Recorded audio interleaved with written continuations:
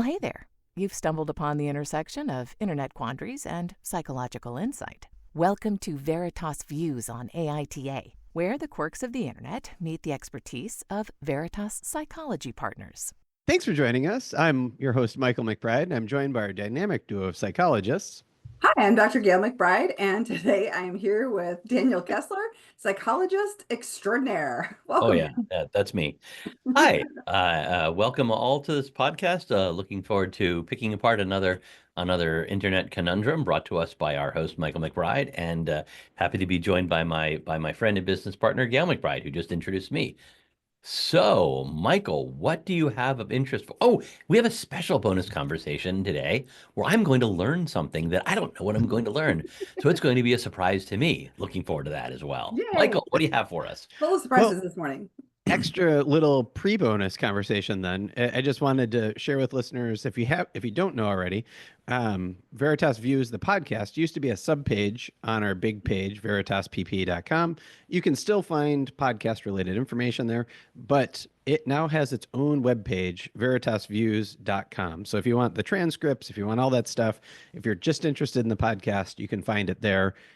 You can reach the mailbag where you can connect with us on either one of the places. So wherever you go, you can reach out to us. We love those kind of messages. And actually, I know, because I talked with Gayle this morning, the bonus conversation will have a call for feedback. So please, the mailbag, either veritasviews.com or veritaspp.com. And of course, there'll be links in the podcast notes and that kind of stuff. So, but all right, that out of the way. Welcome, both of you. For any of those newbies who aren't sure what they fell into, this is a situation where I have gone out and I've looked on the internet and somebody has shared a scenario and they ask essentially, who is the asshole here? And that's what we'll hopefully find out, where there's been any kind of identifiable information. I've tried to change those to be a little more discreet. And as we've already mentioned, stick around for that bonus conversation. It always happens after the credits. Neither Dan nor Gayle have seen this. Bonus. Yes, bonus. Beyond, above and beyond. Like we've given you a little something extra. Absolutely. More than what you paid for. Right. Yeah. All right. Go ahead. But anyway, they don't know what I'm going to throw their way. So this is the topic we got for today, which is, am I the asshole for telling my girlfriend I wouldn't make her coffee anymore unless she stops micromanaging me? No. Yes. Let's do it, Dan. Let's rumble. Just from the title, and we're going to get more, obviously, but just from the title, like the micromanage, it's a pretty strong word. If you don't do this, I won't do that anymore. Those two things aren't tied to each other. Like I mean, maybe they are in the story, but I'm just not a fan of that sort of like, if you don't do this, I won't do that kind of comment. Although you're talking about quid pro quo in some ways. That's what I was saying. And I hear the micromanage just kind of does get the hairs up on the back of your neck. It's got a really negative connotation. We probably should hear more.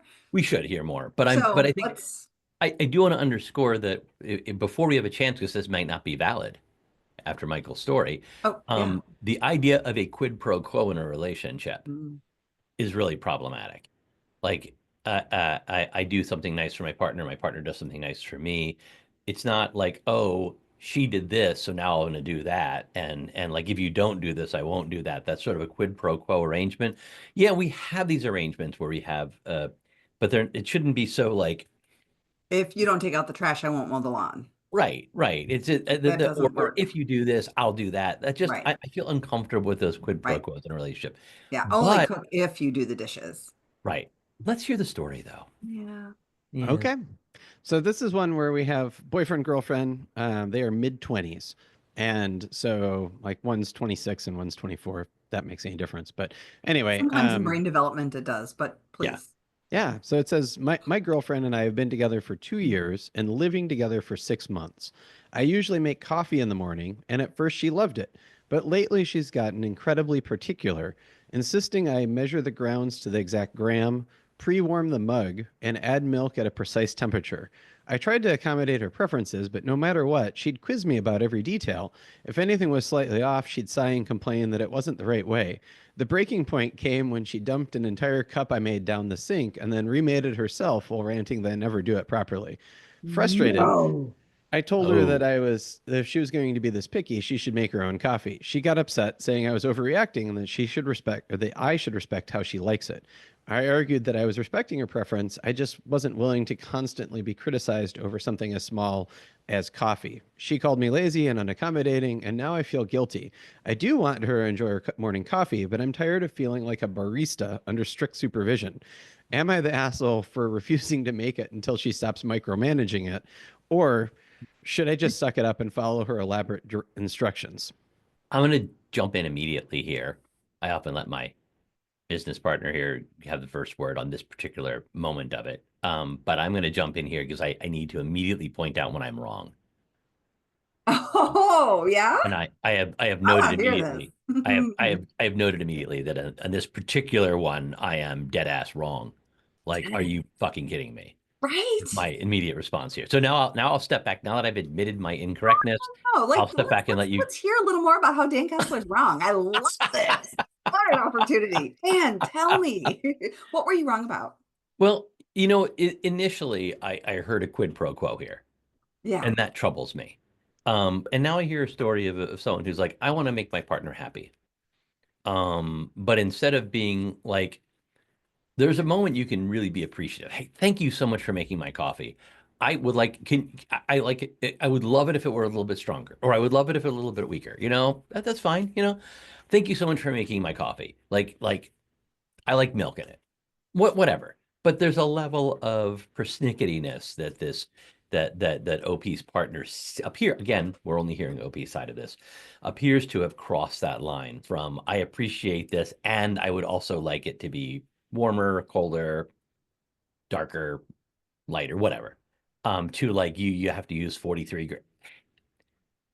And I weigh my coffee out. Like when I make a French press, I do. I like this many grams of coffee and this temperature water. Like I do all that stuff. And I really care about my coffee, but not if someone else is making it for me.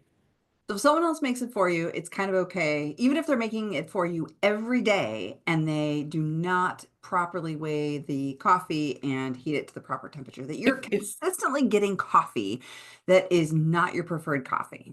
Well, again, there's a difference between like I like my coffee really dark. And if they say they're making really like tea, like if it was tea looking coffee, I might say, hey, I really like a dark blend, or I really like, how do you feel about making this? I might, but it's a thank you so much for doing this. And I like it. I wouldn't be like, when I make it, I use 60 grams and this is clearly a 55-gram pour.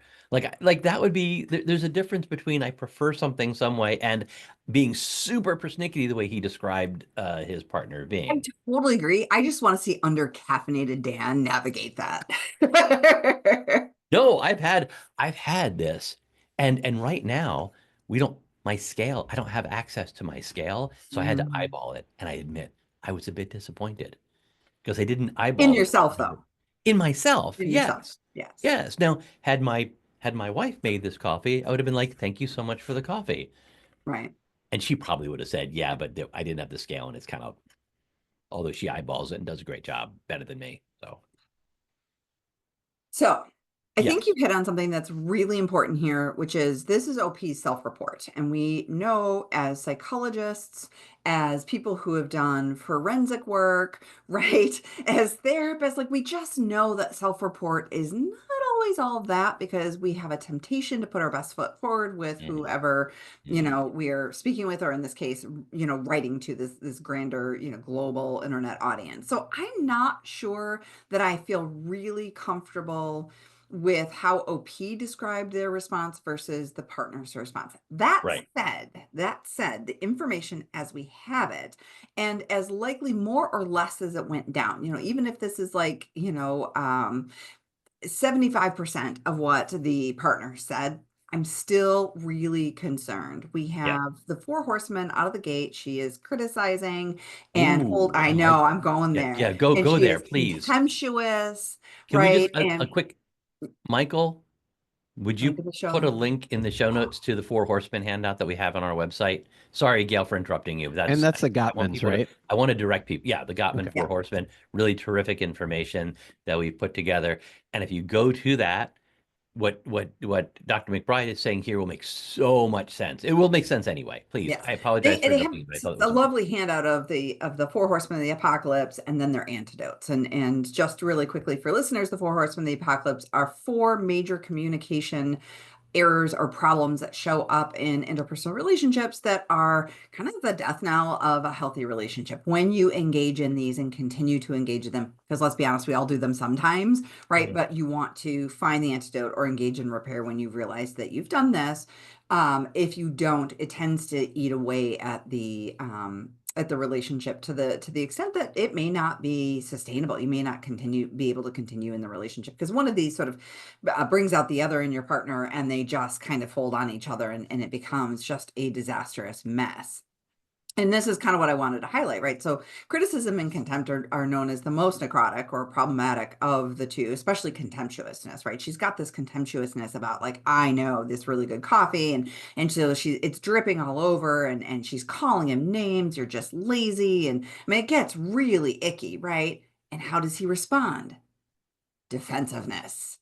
Right? No, I'm not. No, I didn't. You're just not grateful. I mean, this couple is just tripping over all of these, and I could see this argument then going fine. And then one storms off into the other room, that stonewalling. Now we don't have any conversation. We're shutting down. Dan, what you were modeling in the conversation between 2 people is, hey, honey, I really appreciate you making coffee. And, I do like just a little bit more cream in mine. I wonder if next time you'd be willing to put cream in. We can talk about a complaint versus, a criticism. And we can say, hey, I see the good in you instead of I am better than you, contemptuousness, right? To which then the partner gets the chance to say, oh, wow, you're right, taking responsibility. And we continue to have a conversation. We stay in the same room. I want to underscore something that I hope I did right, that you did right for sure there. And it's a super important word to use. You know where I'm going. You see this like I do. Go, please tell our listening audience. I really appreciate this. Hey, just hear these. I really appreciate this coffee, but I like a dark roast. I really appreciate this coffee, and I like a darker roast. Those like that the word "but." I remember learning this in some customer service course I took 30 plus years ago as part of my early job. That word "but" negates everything that comes before. They call that the all negating but. So you say, I really love this, but now you said, no, I don't really love it. I'm just making that shit up. And if you say instead, I really love this and I would like this, it now connects the two in a way that's positive. Yeah. And so important. Like if you find yourself using the word "but" in a conversation with your partner or in a request or a complaint, and complaints can be valid, as Gail's going to say more about hopefully in a minute. Complaints can be valid, but the word and connects them and makes it a positive thing or potentially positive thing, a warm correction versus a negative warm thing. Correction. I like that idea a lot. Well, I know. A loving rebuke. Ooh, a loving rebuke. Another good one. I often tell my clients that but is subtractive and is additive, right? From a mathematical perspective, but and. I have 5 apples, but Dan took 2 of them. I now only have 3 apples left. You literally subtracted from my apples, right? I have 5 apples and I gave Dan 3. Right now we have the addition of friendship and sharing and giving and interpersonal work. So that's how I like to think of it. I like your salesman approach too. I think both are valid. But nope. And our partners are going to disappoint us at times. And yeah. Right. And we have the right and obligation maybe even to tell our partner, hey, I've been disappointed or I didn't like this thing. But we don't want to make it about them and lay this heavy label on them and take away, be subtractive from them. We want to let them know our displeasure so that we can improve our relationship. and I'd like to have it this way. No relationship is supposed to be perfect. No partner is going to just know how you do the things, and you're allowed to talk about that, but do it in a way that issues a very specific complaint instead of destroying and taking down the person. Yeah. And in a good, healthy relationship, this idea of the loving rebuke, I love you, I care about you, I want things to be better, I'm unhappy with this thing that you are doing, that you could correct, or that I would like you to correct. That can be really healthy for a relationship. We get caught in a place where sometimes couples get in a place where any like correction or negativity or request for a change is seen in a really bad way. But sometimes those can bring a couple closer together if the couple's healthy about it. This thing that you're doing is causing me problems.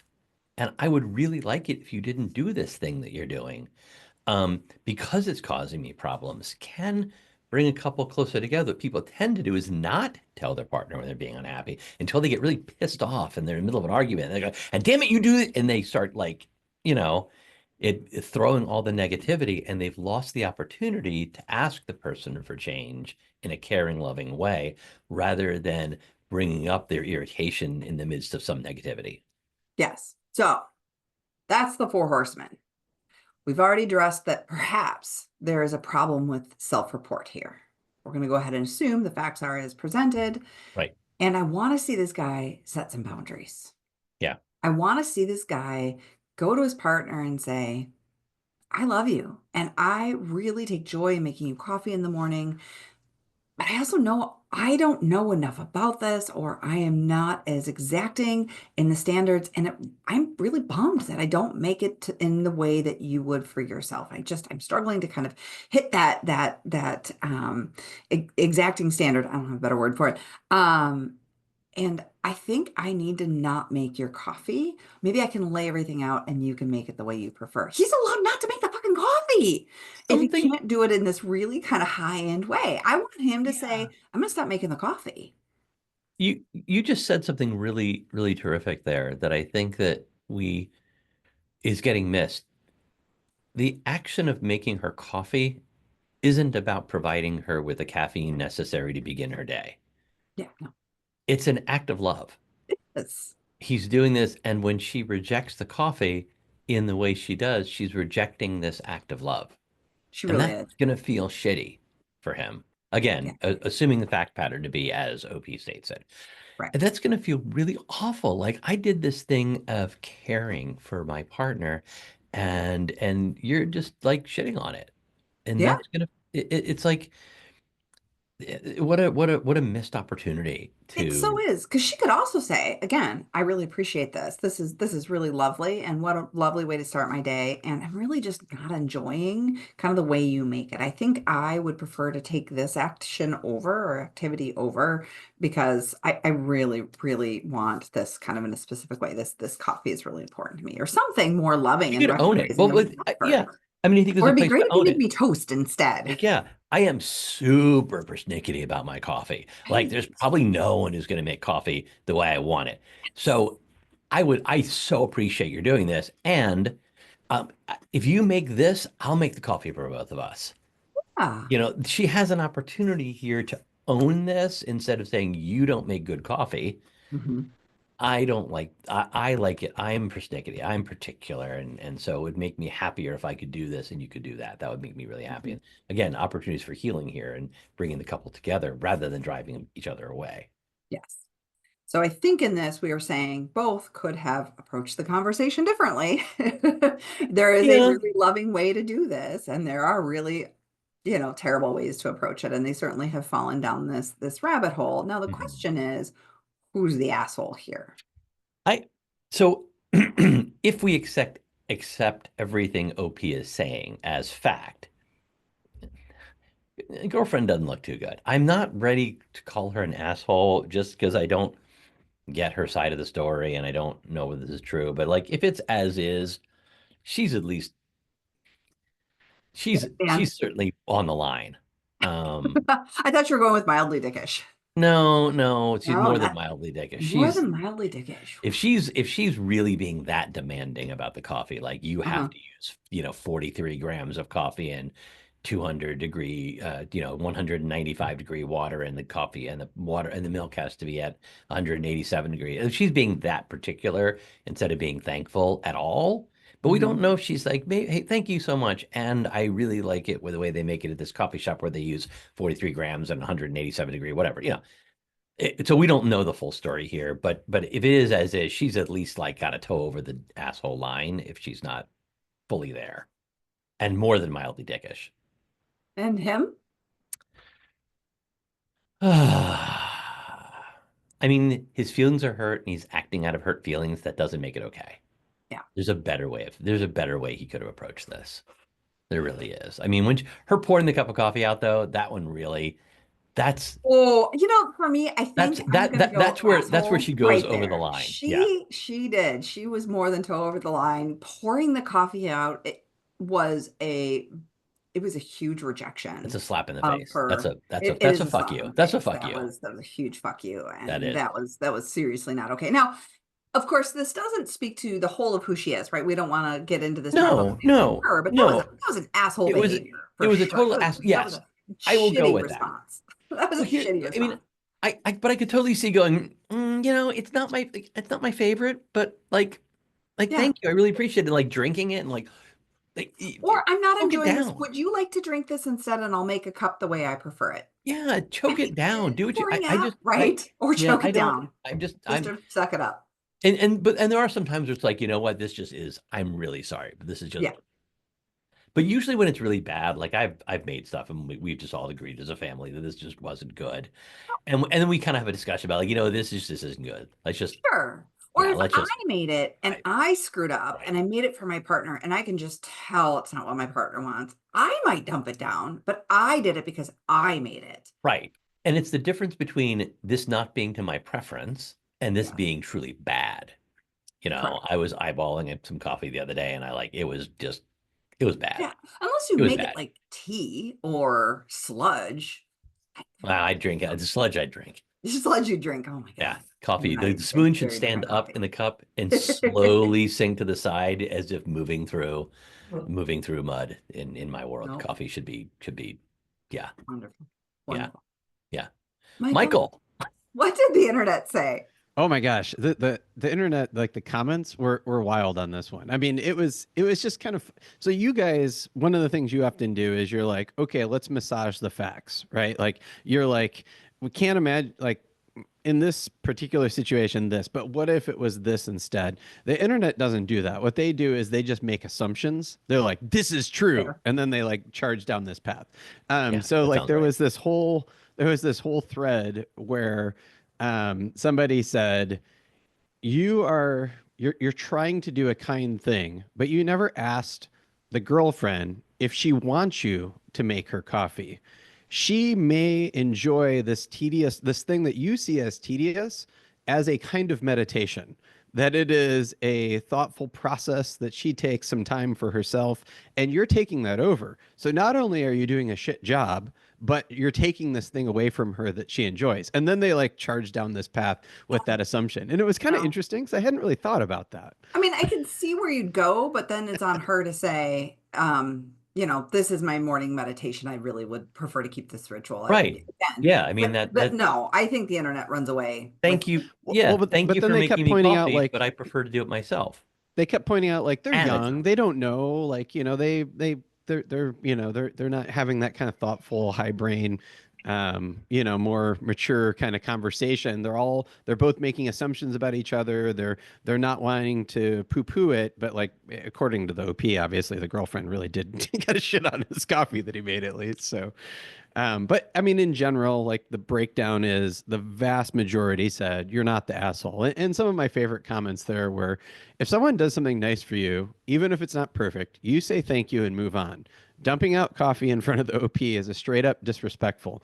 If she says that if she's that particular, she can make her own coffee. Some coffee is better than no coffee. Fuck off. So like that was one.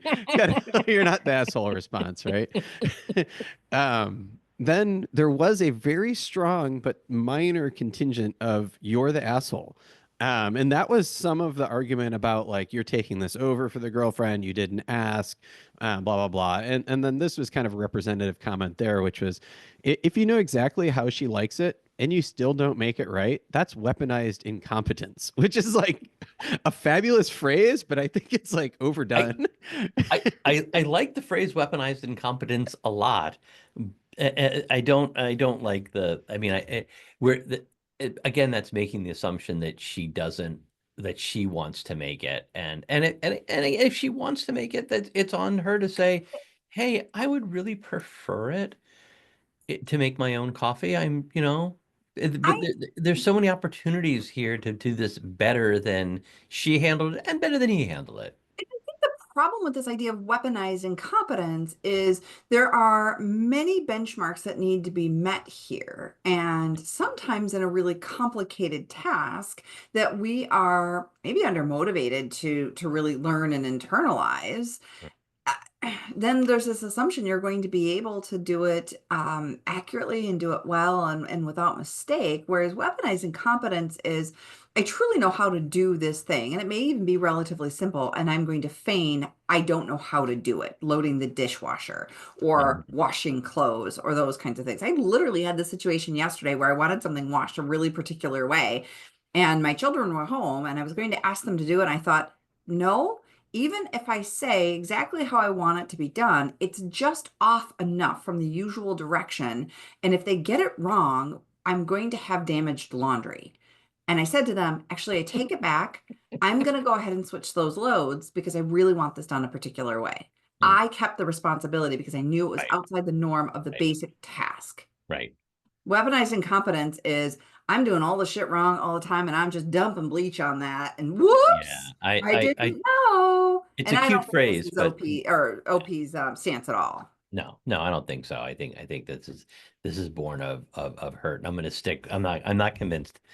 I'm going to stick with like, he's not an asshole, but he could have handled it differently. If the story is as it is, she's really close, if not over the line. I just don't want. I kind of want to hear her side before calling her an asshole on this one. Certainly, yeah, but dumping out the coffee, that one's hard. Dumping out the coffee was a dick. That was a dick move. That was totally a dick move. Dumping out the coffee in front of him.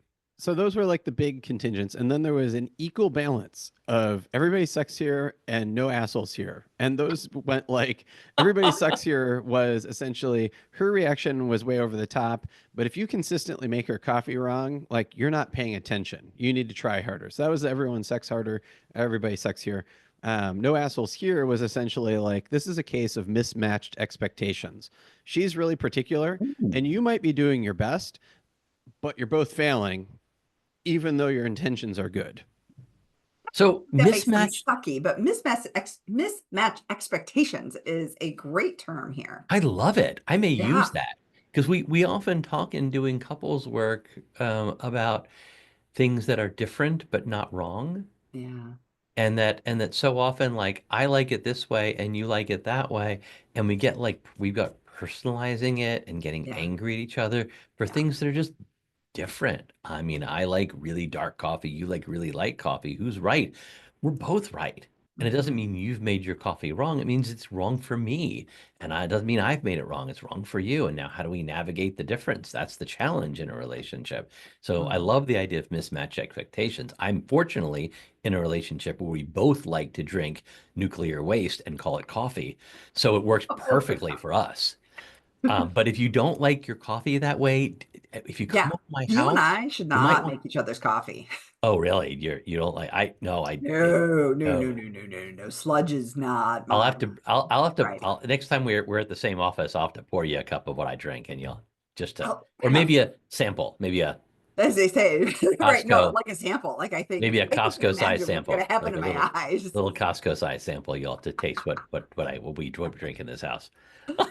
I will happily drink your sludge. That sounds delicious to me. And one thing I was going to add, when you guys were talking about but versus and, I couldn't help but think of Mrs. Weintraub, my English teacher, and Gayle's English teacher back in 7th grade, 8th grade, I don't remember. And she taught us about coordinating conjunctions, right? Like, coordinating makes it sound like they go together, and they are fanboys, which are for, and, nor, but, yet, so. So if you spell it fanboys, that's the acronym. And it makes it seem like those all work together, because really what it's doing is making two complete sentences work in harmony. But what you guys point out is they don't mean the same thing. Some are additive and some are subtractive. And I think that's a really interesting, I don't know that the OP would know what a coordinating conjunction is necessarily if you use that, but as an English nerd, I couldn't help but think about that as well. But shout out to Mrs. Weintraub if she's still with us. She is She's not. not. We recently lost her. Oh. Yeah. But just to highlight, the second Dr. MacBride on this call is a doctor of words and fanboys and such English things really do mean a lot to him. So thank you for contributing in a meaningful way. But thank you to all those teachers that make such an imprint on us that seventh grade, it being a little while ago for the doctors MacBride, they still carry Mrs. Weintraub's voice with them, and isn't that lovely? Yeah. Michael, take us out to the bonus conversation. Of course. Yeah. Well, I mean, thank you both for another riveting debate and a glimpse into the collective conscience of the internet forums. Remember, morality is often shades of gray and not just good coffee or bad coffee. Or creamed coffee or black coffee. Black. No cream. Black. Please follow and share Veritas Views on any of the podcast platforms with your neighbors and friends. And as always, stick around through the credits for that bonus conversation. In this case, it's a new thing that Gayle has learned about. So we'll see what Dan has to say. You can follow Dr. Dan Kessler at Dr. Dan Kessler and Dr. Gayle MacBride at Dr. G. MacBride. Oh, and you can find them both at veritaspp.com. Credits. Tickling the Ivories, Matthew Reddington. Art, production, and design, bringing this show together with flair and finesse, Michelle Love. Recording and editing, turning chaos into something worth sharing, Michael MacBride. Intro, outro, I'm Kelly Buttrick, a VO talent who just happens to be Dr. MacBride's cousin. Cats, CJ, Linus, Sadie, and Griffin. Hosting by whomever lost the coin flip. Interruptions by all their children. The content of this podcast is for informational and educational purposes only and is not a substitute for professional mental health advice, diagnosis, or treatment. Listening to this podcast does not constitute a therapist-client relationship. If you believe you may be experiencing a mental health issue, please seek the assistance of a qualified mental health professional. If you are experiencing a mental health crisis, you can call or text 988 from anywhere in the U.S. to be connected to Crisis Mental Health Services. Thanks for listening. As promised, here's that bonus conversation. Okay. So I was introduced to a term for a concept. And then the more it kind of settled in my brain, it got me kind of curious. So the concept was coined in 2004. It's called the region beta paradox. The region beta paradox. And this is a phenomenon that says that when people are in mildly uncomfortable situations, they may not take action. But when they become intensely uncomfortable, this may lead to a faster recovery from the severe problem, right? And so I had this opportunity to think about this idea when people can recover more quickly because the level of their discomfort really pushes them toward making a change. And this intense dissatisfaction creates a faster, maybe grappling for a coping strategy, leading to that getting one out of that more intense discomfort, as opposed to kind of sitting in a less uncomfortable state for a longer period of time. And part of the reason this actually kind of percolated in my brain this morning was because I had an opportunity yesterday to actually meet and do some networking with two different groups of psychologists. And I thought, and I'm a really highly social person, in endeavoring to build a private practice, some of what we've done is grow our network. When I've been a part of larger organizations, that network is just kind of there, and I may reach out and talk with people, but I don't do it really actively, and I haven't really pushed to make a lot of change because I'm surrounded by a lot of people. And being in private practice, you want to surround yourself with people to create opportunities for consultation and share expertise and those kinds of things. So going into business with you, Dan, and shrinking the size of my network has created enough discomfort that I've then really been active to grow these social networks. And I was like, again, I was at lunch with one psychologist, and I was having snacks and drinks with another group in the evening yesterday, and this sense of more discomfort of being more isolated has created this opportunity for me to really expand that social network. So I think this is kind of cool, and I want to ask you, and I want to ask our listeners, have you had a situation that you can look back on and see this region beta paradox at work? And if so, I want you to tell us about it. I would love to read more about this, and I will go to the link in the show notes that Michael will inevitably be put in about this. But I had two thoughts. My first thought is, thank you. I'm really glad that going into business with me has increased your level of discomfort and dissatisfaction and a need for change. But more than that, I think about when sometimes I warn people who are in unhappy relationships, like when they come in for therapy, I'll say that therapy can, we're going to be shining a bright light on some of these discomforts. And so it has the chance of making a relationship better because you're now going to be more uncomfortable and therefore change it for the better, and carries the risk of ending the relationship sooner because you're uncomfortable, and it's going and that might make it feel worse for you, that dialing up the discomfort if you can't fix it. So getting into therapy can both make a relationship better and stronger if that discomfort causes more work and can cause it to end. What it's less likely to do is allow it to continue at that mildly uncomfortable status quo.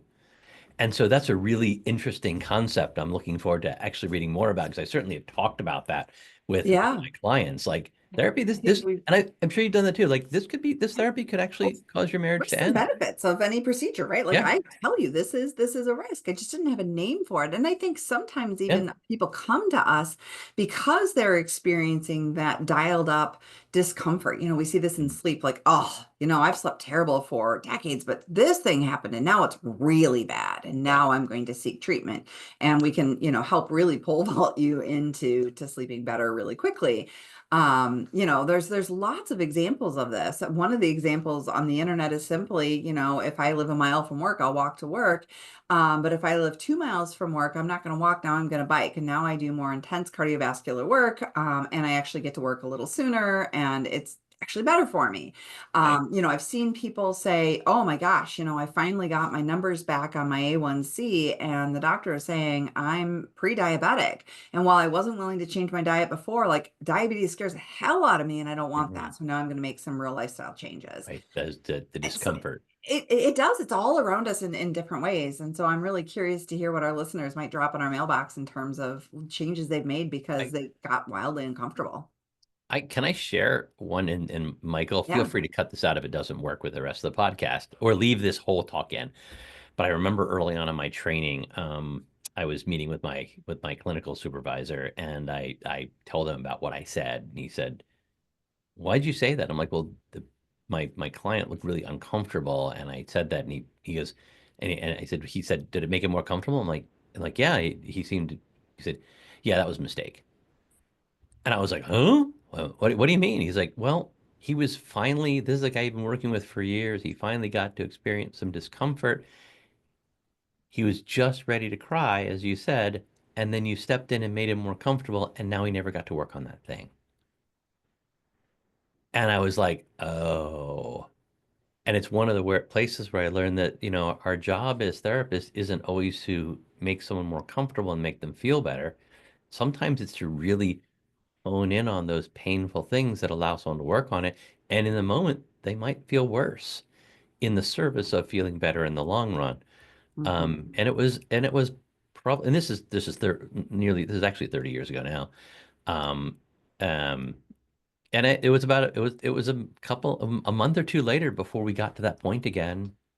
And the fella was able to do the work. Today I would absolutely, like, I would certainly, I see all right, I'm going to hit this because this is an important place. So I think anyway, it's fascinating too that this was coined in 2004. Yeah. Within our professional careers. Yeah. And yet this has been a phenomenon around for much, much longer than that. So I would love to hear from people as well, as you mentioned, Gail. I would love to hear from people whose discomfort caused them to finally, the discomfort got great enough that it caused them to act, because I'm sure there's lots of examples. And to know there's a name for that. Yeah. Yeah, please reach out on the mailbag via either of our web pages, either veritaspp.com or veritasviews.com. I'll make sure to link those, obviously, as well, along with the study like Dan and Gail talked about. But thanks for tuning in. Tune in again next week for a whole nother Am I the Asshole debate.